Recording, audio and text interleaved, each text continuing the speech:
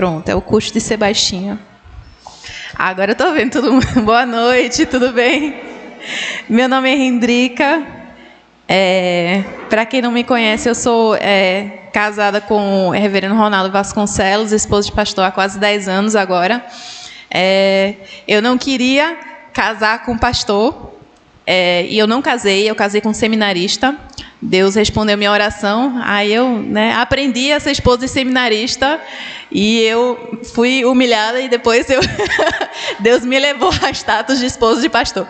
Então, aí depois, mãe de filho de pastor, que é mais complicado ainda, que eu tenho 3 filhos de pastor lá em casa, que sofrem a pressão, de ser, muitas vezes, filho de pastor, que eu já sofri também, que eu também sou filho de pastor, neto de pastor, sobrinho de pastor, amiga de pastor, e quem sabe um dia mãe de pastor, Eu tenho um filho em casa, então vamos ver. Então é uma coisa que eu tô por dentro, As esposas de pastor aqui estão entendendo aí.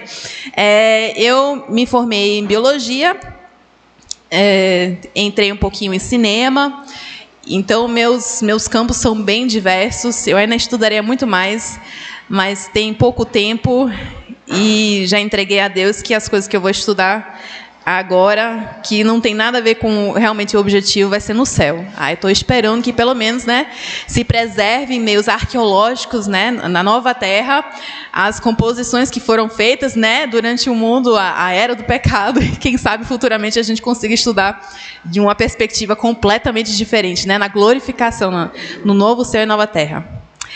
Botando isso de lado, é um privilégio muito grande estar aqui.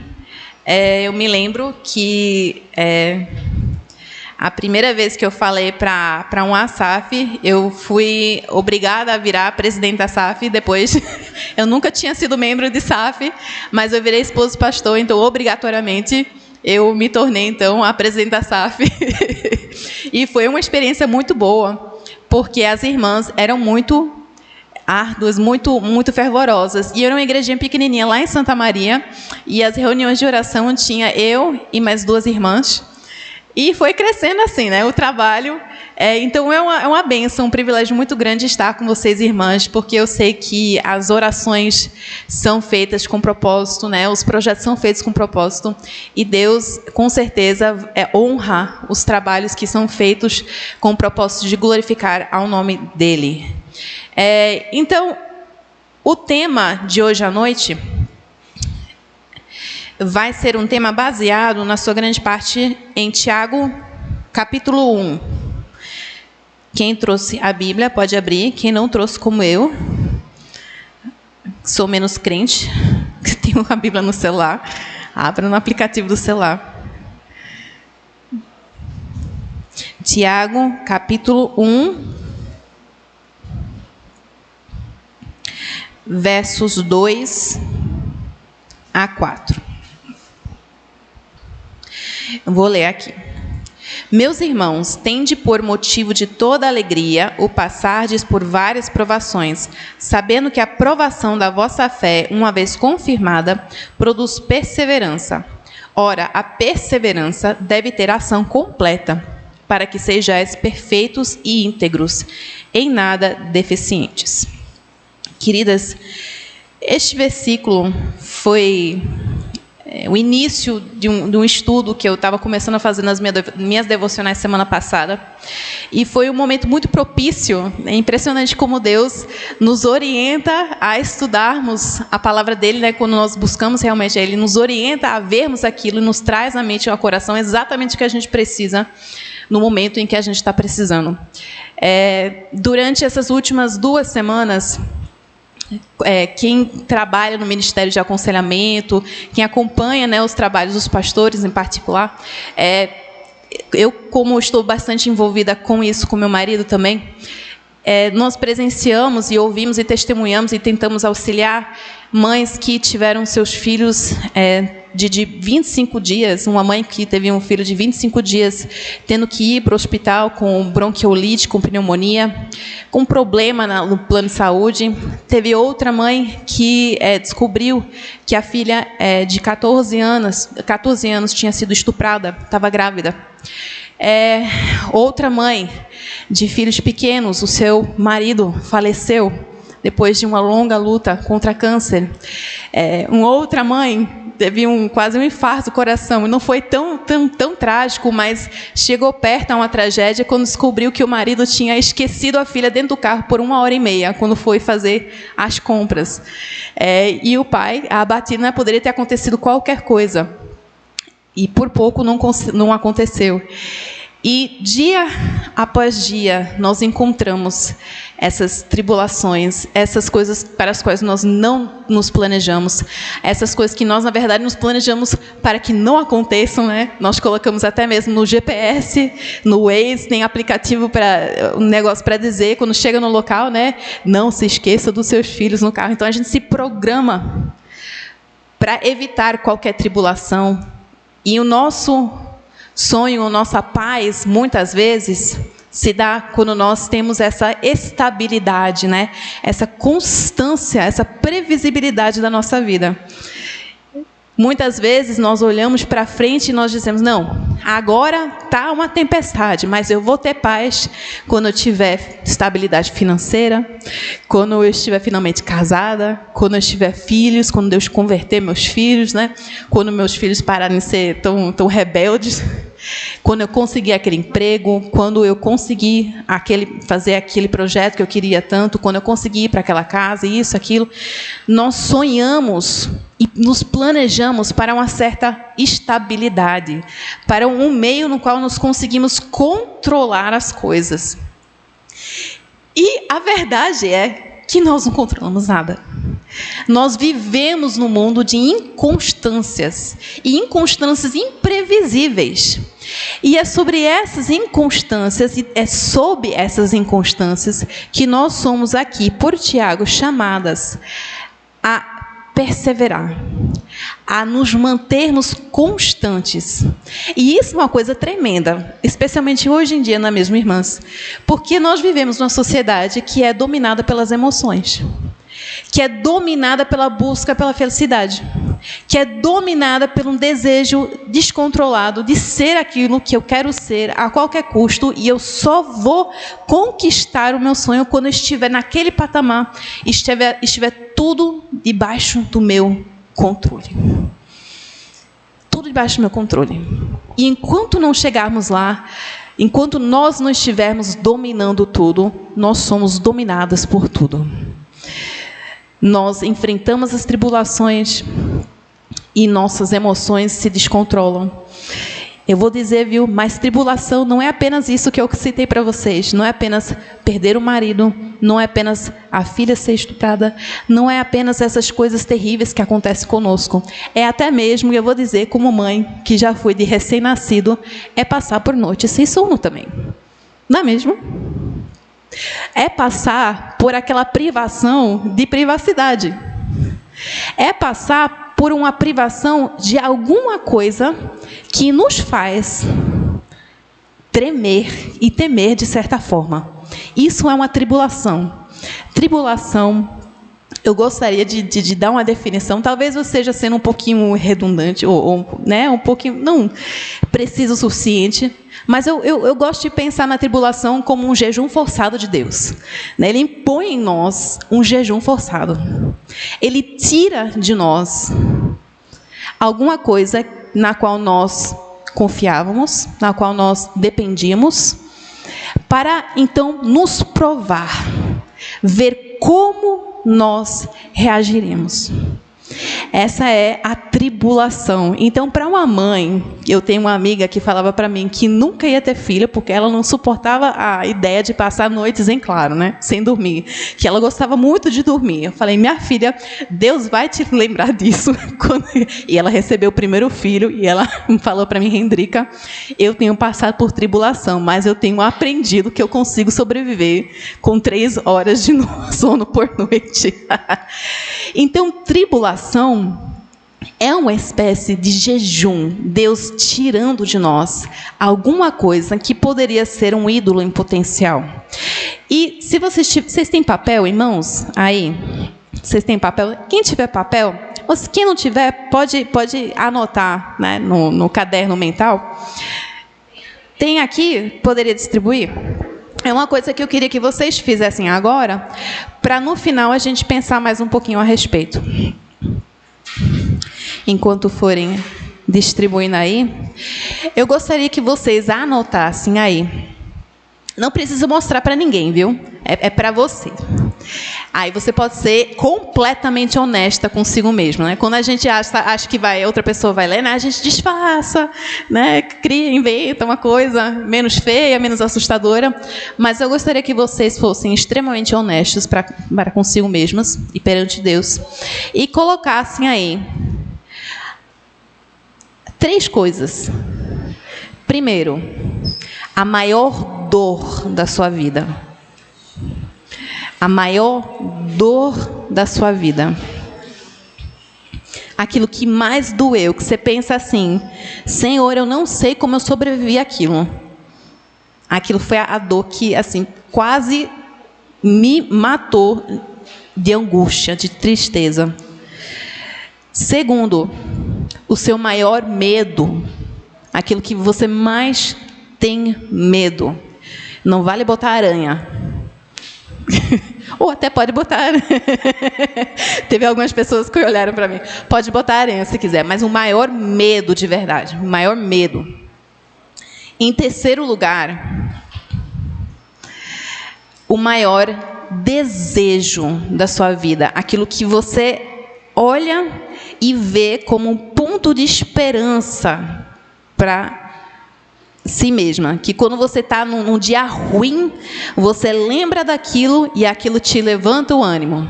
Se não tiver, então põe nada. Bota um risco lá, nada. São 3 coisas: a maior dor, o maior medo e a maior esperança. Esperança, maior dor, maior medo, maior esperança.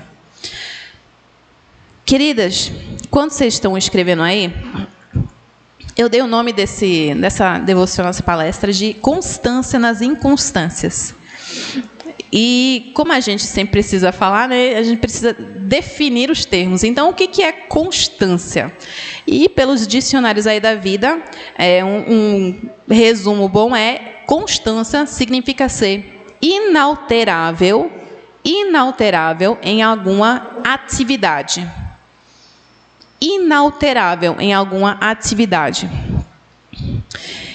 Então, para ser uma pessoa constante, seu nome não pode ser Rendrica Vasconcelos, porque eu sou uma pessoa extremamente inconstante, eu tenho aprendido na minha vida. Mas aqui nós estamos perante um versículo, vários versículos aqui que estão nos chamando a serem exatamente isso, inalteráveis em alguma atividade. Por quê?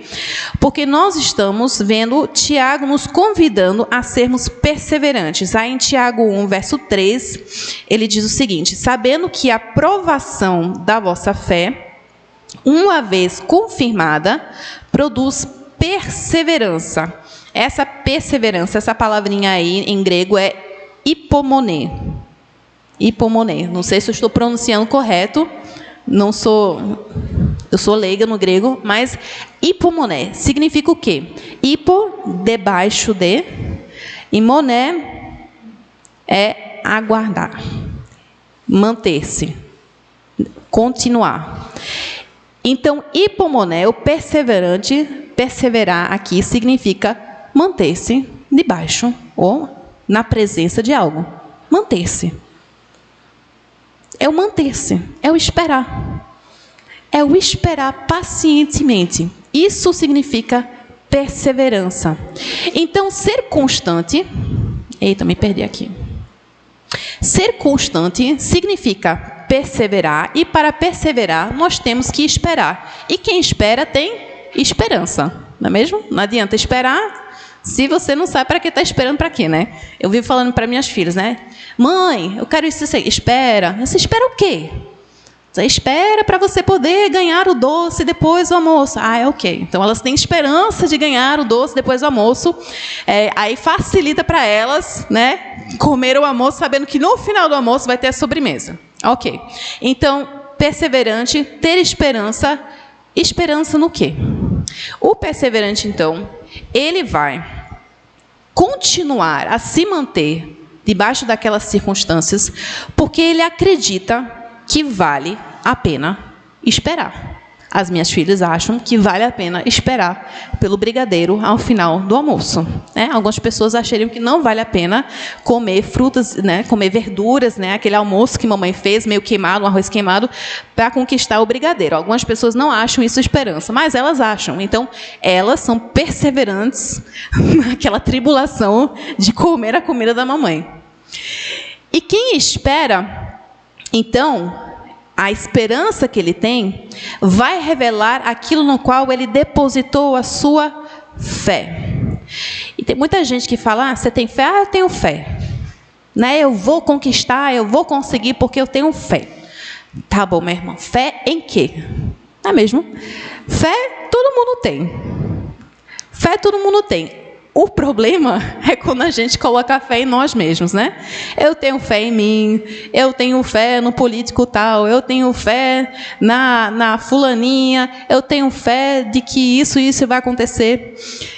Então, a nossa esperança verdadeira, ela só vai valer a pena realmente de acordo com aquilo que nós depositamos a nossa fé. Então, algumas perguntinhas que a gente precisa sempre fazer. O que você teme de verdade? Qual é o seu maior medo? Qual é o seu maior medo? Por quê? Porque aquilo que a gente espera, a gente tem esperança que nos deixará numa situação melhor do que aquela que nós estamos agora, não é mesmo? Se não, para que ter esperança em nada, né? Se as coisas estão boas, se não tem perigo, se não tem desconforto, está tudo ótimo, eu vou esperar o quê? Eu estou bem agora. No céu, eu creio que não haverá mais motivo de esperança, porque nós estaremos na glória, já estaremos com tudo ao nosso dispor. Com Cristo na nossa frente, nós podemos tocá-lo e vê-lo com os nossos olhos. Agora, quem espera teme alguma coisa de fato. O que nós tememos? Será que nós tememos ficar sem dinheiro, né? A instabilidade financeira? Do que você precisa para te salvar, né? Do que você precisa de salvação? Algumas pessoas precisam de salvação do tédio, né? Elas acham que o tédio é a pior coisa do mundo e elas precisam ser salvas do tédio. Algumas pessoas do desprezo, da rejeição. Algumas pessoas de serem esquecidas. Ou a dor, né, o sofrimento é o maior medo que elas têm. O maior medo é perder um ente querido, o maior medo. Então, a esperança é justamente aquilo que vai nos trazer algum alívio quando nós pensamos naquilo que mais tememos. Então, o que a gente acredita que vai nos salvar? Onde é que a nossa fé está depositada? Será que nós depositamos a nossa fé em nós mesmos, no outro, né? Queremos que o outro nos salve do nosso desprezo, da nossa solidão. Será que a coisa que mais tememos é a solidão nesta vida? Será que estamos depositando nossa esperança, a nossa fé no dinheiro, em posses, em comida? Muitas vezes nós tratamos ansiedades em comida, né? Porque realmente a comida tem um benefício de provocar reações químicas no nosso corpo e dar um certo alívio, né? Momentâneo. Então, às vezes, para algumas pessoas, até mesmo a comida serve como salvador. Então, não adianta apenas dizer que você tem fé. Todo mundo tem fé. A diferença do cristão é isso. O nosso maior temor deveria ser a Deus. Porque nós somos pecadoras. Então, a tribulação, qualquer coisa que aconteça conosco, não pode se comparar ao temor ao nosso Senhor, que é soberano, que é santo. Gente, a gente não tem noção da santidade do nosso Deus. Não temos noção. Porque se tivéssemos noção, nós não temeríamos mais nada. apenas a Ele, porque nós somos pecadoras. Nós somos terríveis. E Deus, na sua santidade, na sua justiça, na sua soberania, poderia, num instante, simplesmente deixar de desejar a nossa existência. E Ele estaria certo. Então, o nosso maior temor, e reverência e respeito deveria ser a Deus.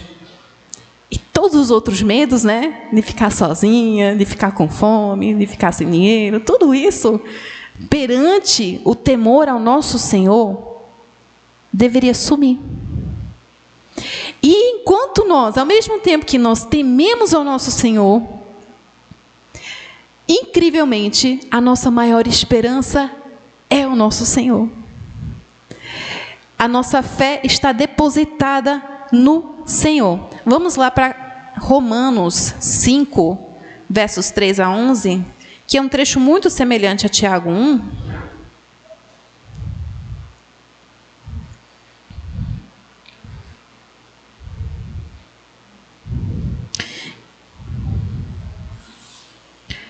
Romanos 5, 3 a 11.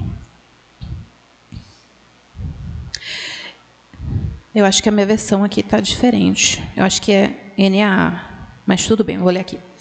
E não somente isto, mas também nos gloriamos nas tribulações, sabendo que a tribulação produz perseverança. Olha aí a palavrinha hipomoné, é a mesma palavra.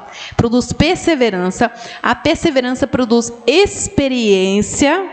Aí é outra palavrinha muito bacana, que é o dokimé, que significa a prova, o caráter, a prova do nosso caráter, o teste, aquilo que prova e que mostra que realmente é bom, que é válido.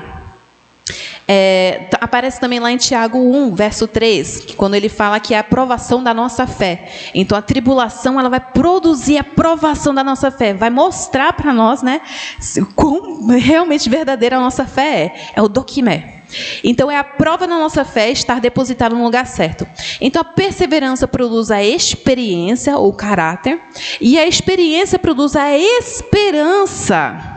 Ora, a esperança não nos deixa decepcionados, porque o amor de Deus é derramado em nosso coração pelo Espírito Santo que nos foi dado. Gente, isso é incrível, porque veja só, a nossa esperança não está apenas em algo que vai acontecer futuramente, não. Aqui está dizendo que a nossa esperança não é decepcionada, porque o amor de Deus já está sendo derramado no nosso coração. Então, enquanto nós estamos passando pelas tribulações, enquanto nós estamos enfrentando os nossos medos, que de fato nós temos, Deus está provando a nossa fé, produzindo em nosso caráter, e o próprio fato dele estar fazendo isso está confirmando a esperança de que ele nos ama, de que Ele está conosco. Então nós temos uma esperança que já é satisfeita aqui e ainda será satisfeita no futuro. A esperança que olha para cá, vê o trabalho que Deus já está fazendo em nós, vê que Ele realmente cumpre a promessa dEle e que, portanto, nós podemos confiar também que Ele continuará fazendo isso. Ele vai cumprir a boa obra em nós e um dia Ele voltará para nos levar ao lar. Que esperança maravilhosa, né? Mas a melhor parte é essa. Se eu conseguir ajeitar aqui o meu computador.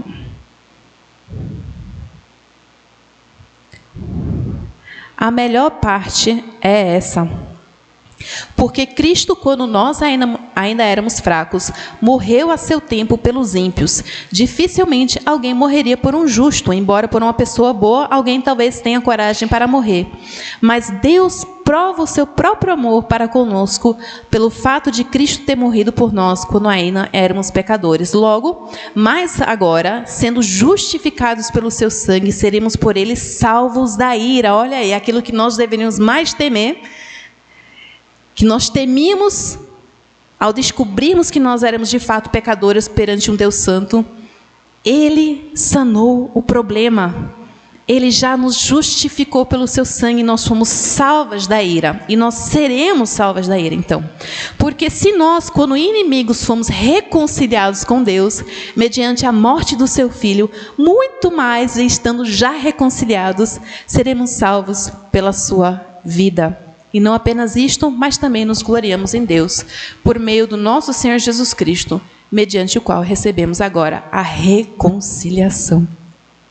Aquele que mais tememos é aquele que nos oferece a maior esperança. Tudo isso já foi feito. Então, quando nós passamos pelas inconstâncias nessa vida, essa promessa, esse temor verdadeiro, de respeito, de saber que Deus é Deus, de saber que Ele é soberano, de saber que Ele é santo, de saber que Ele é fiel, que Ele não mente, que Ele é justo, que Ele não é inconstante como nós, que Ele não volta atrás nas suas promessas. Esse temor, esse respeito ao nosso Deus, esse assombro, esse maravilhar a Deus. Quando nós vemos isso, isso vira uma âncora para nós, em meio às inconstâncias da vida. Então, a esperança do cristão é a esperança da salvação da ira de Deus e do pecado, a esperança da reconciliação com Deus, que isso já foi feito, já foi realizado. Nós podemos hoje orar. Nós oramos tanto aqui hoje, muitas vezes nós levamos isso assim, né? Eu vou orar. Vou orar. Vocês acham que isso é fácil? Essa honra, esse meio de comunicação que vocês têm, que vocês podem, que minha filha pode, a qualquer instante agora, fala: papai do céu, eu te amo. Papai do céu, por favor, me dê asas quando eu for para o céu, né? Papai do céu isso, papai do céu aquilo. Essa abertura, essa porta, para falar com Deus, soberano, criador dos céus e da terra, não é algo que foi conquistado facilmente, não. Isso custou a vida do nosso Salvador. Isso custou o sangue do nosso Deus. E Ele estava disposto a fazer isso.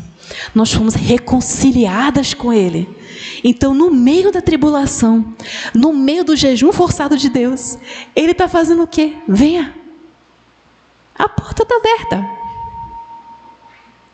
Venha conversar comigo. Você está muito afastada. Eu estou aqui tirando aqui o teu ídolo, derrubando aqui os ídolos aqui, para ver se você se arrepende e olhe para mim. Confie em mim. Converse comigo. Deposite sua fé em mim. Então, a esperança da reconciliação com Deus, a esperança da glorificação futura, em que um dia nós não teremos mais pecado, não teremos mais que brigar com a nossa ira. Eu não sei quantas de vocês aqui conhecem a Joni Eareckson, que é uma americana que aos 18, não sei, era jovem, ela mergulhou dentro de um lago e era muito raso, e ela bateu a cabeça e ficou tetraplégica. E ela passou por um tempo de muita luta, muito sofrimento, muita raiva com Deus, e aí aos poucos ela foi percebendo de fato qual era o chamado dela, e ela começou a pregar o evangelho e evangelizar a criança, e ela só consegue mexer a boca. Ela não consegue mexer mais, ela consegue levantar um pouco o braço, mas ela fez pinturas incríveis com a boca, com um pincel. Vocês podem ver isso depois, maravilhoso. E numa das entrevistas com ela, estava perguntando, o que ela estava mais ansiando quando ela fosse para o céu. E a gente esperaria que ela falasse, eu finalmente vou poder andar, finalmente vou poder usar meus braços, meus pés. Mas a resposta dela é que no céu ela finalmente estaria livre do pecado dela. Finalmente estaria livre do pecado dela. Porque é o pecado que nos faz duvidar. É o pecado que nos faz brigar uns com os outros. É o pecado que nos faz não entender, não querer entender o que Deus está fazendo na nossa vida. É o pecado que nos torna míopes. É o pecado que entristece o Espírito Santo. Então, no céu, nós finalmente vamos ter a oportunidade de experimentar o relacionamento uns com os outros e com Deus, sem nenhum pecado. Vocês conseguem imaginar a bênção disso? Eu não consigo imaginar, não. Como é enxergar até mesmo os meus filhos e o meu marido sem pecado. Não é porque a gente olha para a pessoa, a gente começa a ver a falha da pessoa, né? Ou a gente sente uma certa amargura, ou a gente começa a comparar-nos umas com as outras. A gente está em constante luta com o pecado. Mas lá nós teremos nenhum pecado, porque estaremos ao lado do Pai das luzes.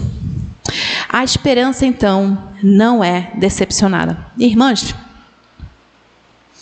isso é aquilo que deveria nos ancorar. Então, peraí. Eu falei sobre constância, falei um pouquinho sobre tribulação. As tribulações, como eu falei, são um jejum forçado, né, que Deus impõe em nós. E Ele faz isso, muitas vezes, para nos mostrar aquilo que, quando estivermos em estabilidade, né, uma bonança, nós não conseguimos enxergar as coisas. Então, muitas vezes, há alguns ídolos no nosso coração que estão tão confortáveis lá, que queremos que Deus mexa em qualquer outro lugar, né, da nossa casa, da nossa cabeça, do nosso coração, mas deixa aquele meu ídolo lá, trancadinho, a 7 chaves, para ninguém mexer com aquilo, porque se mexer com aquilo, Senhor Deus, eu não sobrevivo. E aí, se Ele realmente te ama, Ele vai encontrar um momento e vai pegar esse ídolo.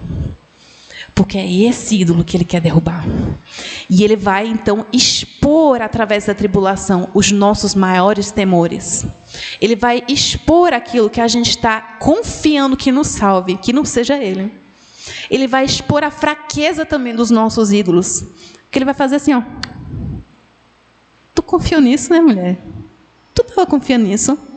Eu dei um sopro e o negócio caiu. Eu dei um estalo no meu dedo e você perdeu tudo. Você vai confiar nisso ao invés de confiar em mim? Ele expõe a fraqueza dos nossos ídolos. E Ele revela, então, a sua glória, a sua força, acima de todas as ameaças e os ídolos. E, então, Ele começa a trabalhar em nós.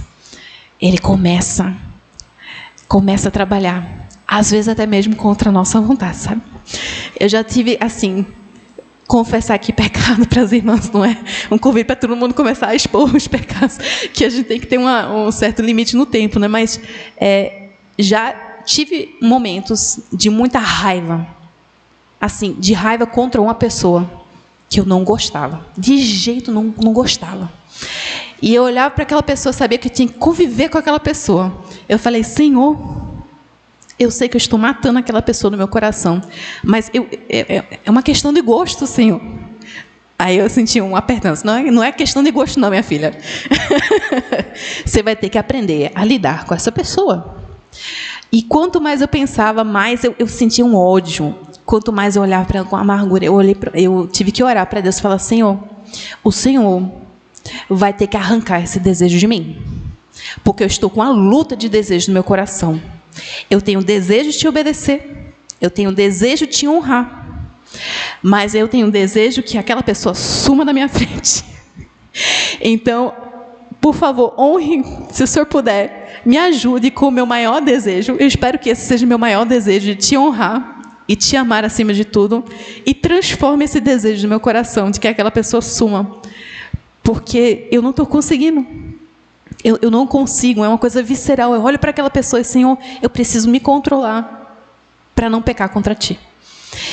E Ele fez o quê? Ele colocou aquela pessoa mais próxima de mim. Foi maravilhoso, né? Deus foi aproximando a pessoa. É quando a gente pede paciência a Deus, né? Aí você pediu paciência, então toma, filho que não dorme à noite.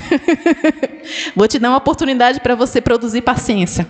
E a mesma coisa com isso. Ele foi colocando a pessoa cada vez mais perto, cada vez mais perto.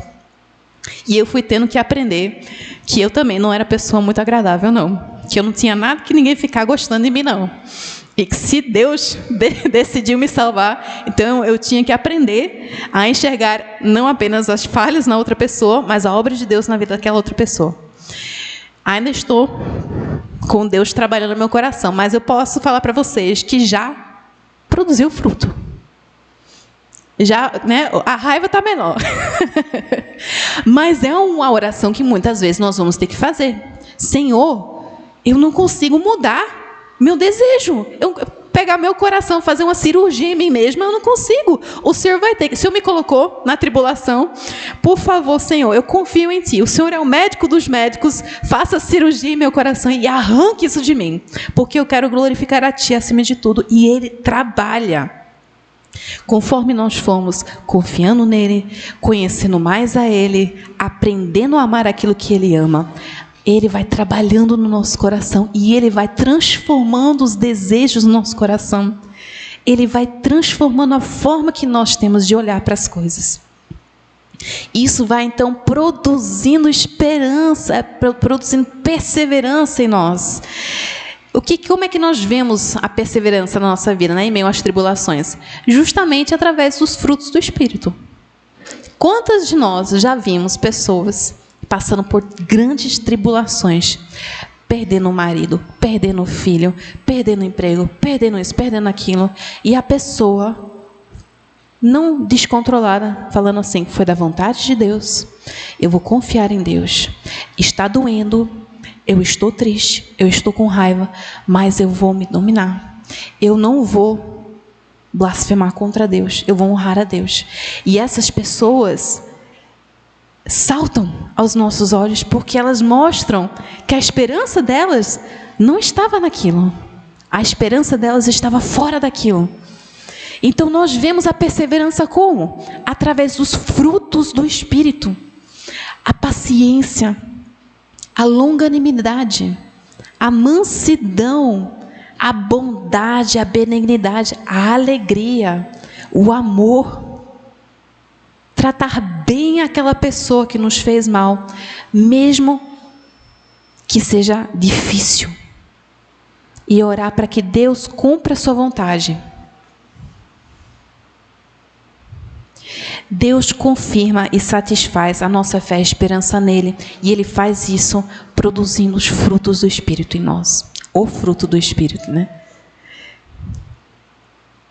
Então, queridas, a vida de constância do cristão, eu não sei nem quanto tempo eu tenho. Eu tenho a tendência a falar demais. Alguém pode me dizer quanto tempo eu tenho? Eu, além de atrasar, falo demais. Posso? Meia-noite? Tá, tranquilo. Então, a vida de constância do cristão nas inconstâncias. Nós podemos ver isso através das tribulações, que vão produzir perseverança, ou hipomone, esperando pacientemente debaixo das circunstâncias que nós não controlamos. Isso vai produzir caráter, experiência em nós. Os frutos do Espírito vão ser contemplados e os outros vão poder provar da obra de Deus em nossa vida. E isso vai produzir cada vez mais esperança no nosso coração.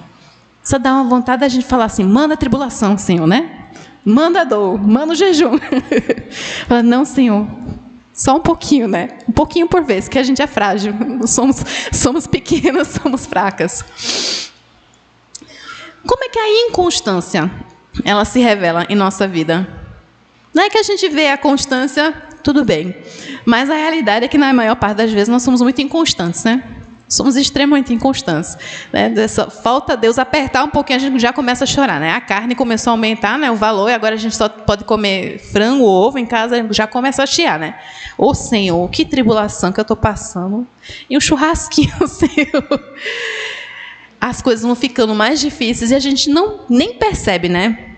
Que a gente está reclamando e está passando por uma tribulação, né? Achando que uma mesa farta vai salvar-nos, né, da nossa fome, da nossa vontade por prazeres físicos.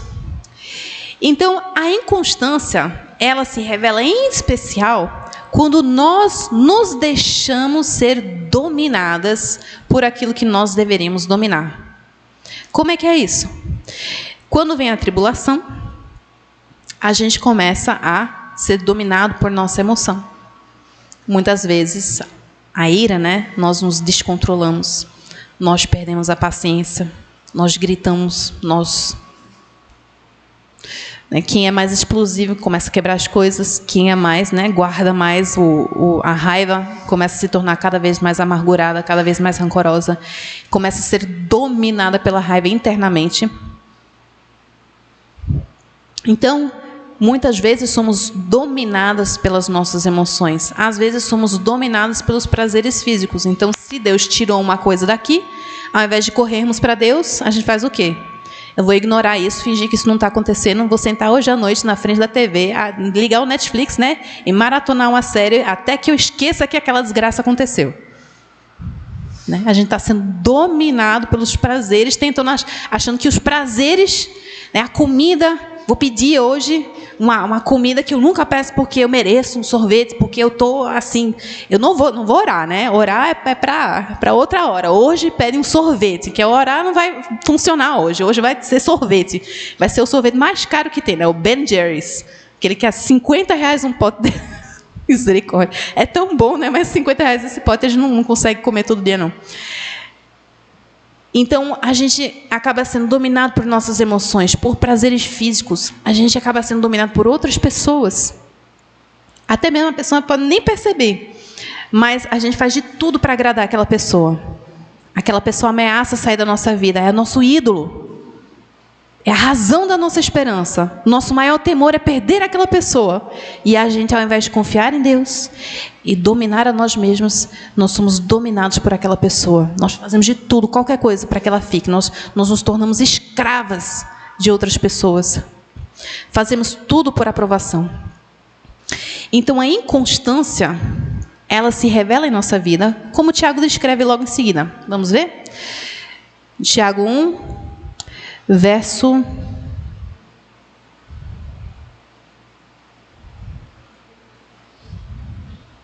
Eita, perdi aqui.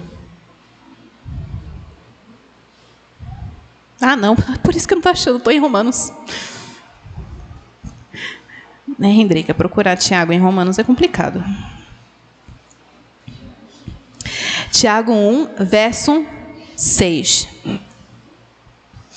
Tiago está falando aqui sobre como pedir sabedoria, como pedir auxílio de Deus na hora da tribulação, em qualquer momento, né, para tomar decisão. E aí ele fala assim: peça sabedoria com fé, em nada duvidando, pois aquele que duvida é semelhante à onda do mar, impelida e agitada pelo vento. É uma pessoa inconstante. Não suponha que esse homem ou mulher que alcançará do Senhor alguma coisa, homem de ânimo dobre, inconstante em todos os seus caminhos. Então é uma pessoa que bate um vento, vai para lá. Bate outro vento, eita, estou com medo disso, vai para lá. Bate outro vento, eita, acho que aquilo vai resolver meu problema, vai para lá. É uma pessoa que um dia tem um lugar, outro dia está em um lugar, e aí no domingo está na igreja. Né? Tá tentando todas as sortes possíveis, todos os amuletos que tem na vida, tá tentando. Todos os ídolos que ela pode adorar, ela adora, para ver se resolve o problema dela, se ela consegue fugir do medo dela, resolver as ansiedades dela. É uma pessoa inconstante. E aí, quando ela pede a Deus, não vai receber, porque no domingo está pedindo a Deus, segunda-feira está pedindo a tal pessoa, terça-feira está pedindo a tal pessoa. É uma pessoa inconstante. É uma pessoa, e a palavrinha aqui, é uma palavrinha até assustadora, né? É de ânimo dobre, indecisa, significa literalmente de duas mentes. Uma pessoa dividida. Não é sequer uma pessoa íntegra. É uma pessoa que talvez até mesmo nem se sinta como uma pessoa. Não sinta nem como se tivesse uma identidade. Porque ela não sabe mais o que crer. Ela vai para lá, vai para cá, e só tentando resolver o problema dela. Tentando achar o motivo da sua esperança. E nós somos assim também, às vezes. A gente fica apontando o dedo para o outro, né? Pensa, esse fulaninho ouvisse isso. Não, a gente, às vezes, faz isso. Por quê? Porque buscar a Deus e perseverar é uma questão de manter-se sob as circunstâncias. O momento em que nós fugimos, nem que seja uma vez ou duas, nós já não somos mais perseverantes, nós somos inconstantes. Nós somos pessoas inconstantes. Nós duvidamos que Deus de fato nos ama. Nós duvidamos que de fato, se a gente confiar em Deus e falar, seja feita a tua vontade, Ele vai realmente fazer alguma coisa que a gente vai gostar. Né? A gente fica com medo de falar, seja feita a tua vontade, Senhor. Porque muitas vezes a gente acha, não, se eu falar, seja feita a tua vontade, Ele vai me obrigar a ser missionária lá na África. Eu pensava isso quando eu era jovem, né? Lá nos acampamentos, entregue sua vida ao Senhor. Eu já te entregue minha vida umas 10 mil vezes. Aí eu falei, mas eu sei que eu sou crente, eu sei que eu amo a Deus, mas eu estou na beira de um penhasco. E se eu der aquele pulo de fé, eu não quero, porque Deus vai me mandar ser missionária lá na China. Então eu prefiro ser missionária aqui, entre meus amigos, né? Testemunhar Deus aqui. E aí Deus me fez casar com um pastor. Nós temos medo da sabedoria de Deus. Nós gostamos de segurar a nossa sabedoria, né? Tratar o outro bem e espera que Deus sacie as nossas vontades, que Deus nos salve de nós mesmos. Isso não vai dar certo, porque Deus não quer uma pessoa dividida, Ele nos quer por inteiras. De que adianta nós entregarmos uma parte ao Senhor? Essa é uma coisa que nós temos muito hoje em dia, nós compartimentalizamos a nossa vida. Nós achamos que igreja não tem a ver com ciência, que não tem a ver com meu relacionamento, que não tem a ver com como eu me divirto na sexta-feira. Nós vamos ficar loucas. Nós viramos atrizes. Todo dia a gente vira uma pessoa diferente. Nós agimos de uma forma diferente para agradar pessoas diferentes. Isso é a compartimentalização. Achar que a fé não tem nada a ver com o trabalho, não tem nada a ver com o problema que eu enfrento na quarta, quinta, sexta-feira. Não tem nada a ver. Essa é a compartimentalização de uma pessoa que tem uma divisão no coração. E Deus nos quer por inteiras. E a tribulação, ela nos vem justamente para que nós sejamos feitas inteiras. Porque o que está escrito aqui? Tiago, capítulo 1, verso 4. Ora, a perseverança deve ter ação completa para que sejais perfeitos e íntegros, em nada deficientes. Em nada deficientes. Faltando-nos nada. Deus arrancando tudo o ídolo do nosso coração, derrubando os ídolos, e mesmo assim não nos falta nada. Isso nos remete lá a Salmo 23, não é mesmo? Vamos ler Salmo 23? Vocês sabem de cor? Eu sei. Mas é sempre bom ler, né? A gente ter certeza que realmente ainda está lá. E está lá. O Senhor, vamos ler todos juntos? O Senhor é o meu pastor, nada me faltará. Ele me faz repousar em pastos verdejantes, leva-me para junto das águas de descanso, refrigera minha alma, guia-me pelas veredas da justiça, por amor do seu nome. Ainda que eu ande pelo vale da sombra da morte, não temerei mal nenhum, porque tu estás comigo, o teu bordão e o teu cajado me consolam. Não temerei mal nenhum. O temor do Senhor é o princípio da sabedoria. Peça sabedoria a Deus e Ele te dará com abundância, mas não peça duvidando, porque aquele que duvida não receberá nada de Deus. Confia a Ele. Confia. Fale, seja feita a tua vontade, sem medo, porque Ele sabe muito melhor do que você o que faz bem para você, mesmo que isso lhe custe a perda de uma coisa que você acha que você não consegue viver sem. Você consegue, porque Ele é o teu pastor. Vamos orar? Senhor Deus, como o Senhor é bom para conosco, como o Senhor é o suficiente, como o Senhor satisfaz todos os nossos desejos. Nós muitas vezes esquecemos isso, Deus. Muitas vezes nós achamos que alguma outra coisa vai ser mais divertida, mais legal por algum momento, ou alguma outra coisa vai aliviar a ansiedade, ou alguma outra coisa vai nos trazer alegria além de Ti. Não nos deixe andar assim, de ânimo dobre, com a mente dividida, o coração dividido. Não permita que a gente seja qualquer coisa menos inteiras, perfeitas, Senhor, perante Ti. Trabalhe em nosso coração cada dia mais um pouco. E se for necessário, Senhor, arranque de nós tudo que nos faz esquecer de Ti. os ídolos do nosso coração, aquilo que nós achamos que o Senhor acha que tira o nosso foco do Senhor. Que o Senhor seja o único na nossa vida. Suporte aquelas que estão passando agora por tribulações, Senhor. Console seus corações. Aquelas que perderam entes queridos, aquelas que estão lutando contra doenças, aquelas que estão enfrentando os seus maiores medos, Senhor. Lembre a elas que aquilo que elas mais deveriam temer neste mundo era a tua ira, Senhor. Mas que isso o Senhor não tem mais contra elas. E que o Senhor retirou a tua ira contra elas por causa do sacrifício de Jesus Cristo. Glórias te damos, Pai, porque nós temos o privilégio de conversar com o Senhor.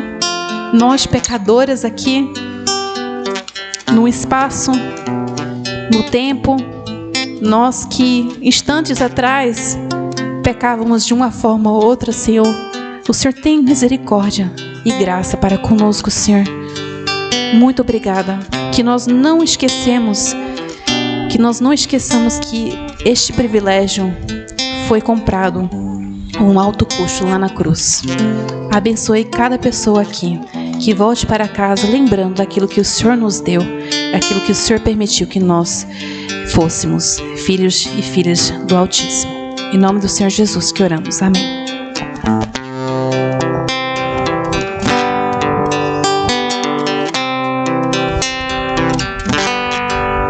Minha fé não está firmada nas coisas que podes fazer.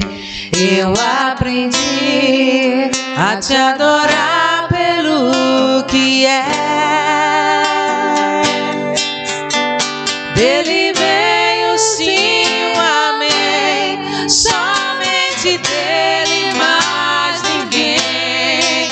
A Deus seja o louvor. Minha fé não está firmada nas coisas que podes fazer. Eu aprendi a te adorar pelo que és. Dele veio sim o amém, somente dele, mais ninguém. A Deus seja o louvor.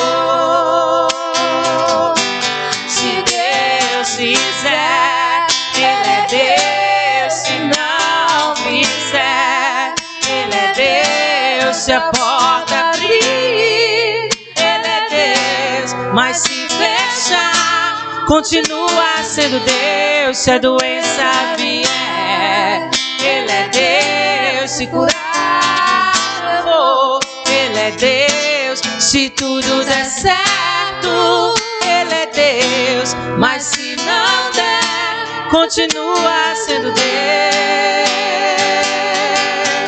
Não o adoro pelo que Ele faz, eu o adoro pelo que Ele é. Haja o que houver, sempre será Deus.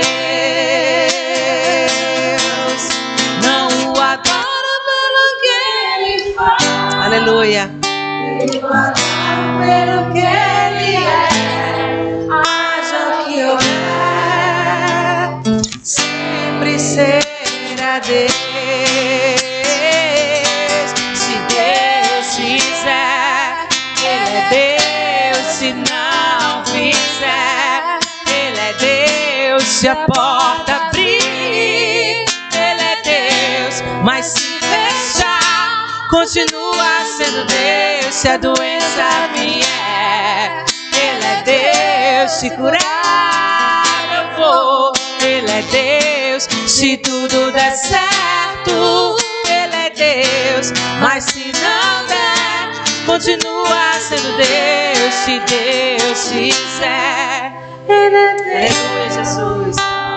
Ele é Deus. Se a porta abrir, Ele é Deus. Mas se fechar, continua sendo Deus. Se a doença vier,